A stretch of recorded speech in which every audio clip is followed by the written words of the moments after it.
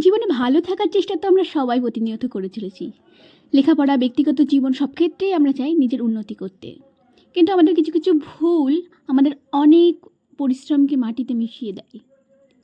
এবং সেই ভুলগুলো হলো তার মধ্যে প্রধান বাবা-মাকে কষ্ট দেওয়া। যেসব ছেলে-মেয়ে তার বাবা-মায়ের মনে কষ্ট দেয়, খারাপ আচরণ করে, তারা জীবনে অনেক পিছিয়ে পড়ে।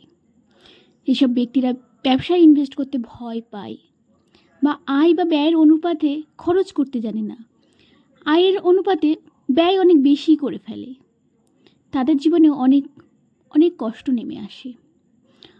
আর যারা অন্যকে বেশি বেশি জ্ঞান দেয় অথচ নিজের জীবনেই সেটা পালন করে না, নিজের রাগকে নিয়ন্ত্রণ করতে পারে না এবং সর্বদা অন্যের উপর ভরসা করে, কারো সাহায্য ছাড়া কাজ করতে পারে না।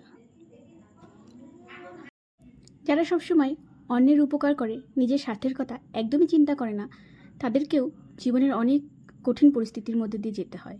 মানবিকতা রাখুন, অবশ্যই। মানবিক না হলে আমরা আর মানুষ হলাম কী করে? কিন্তু নিজেকেও ভালো রাখার জন্যে চেষ্টা করতে হবে।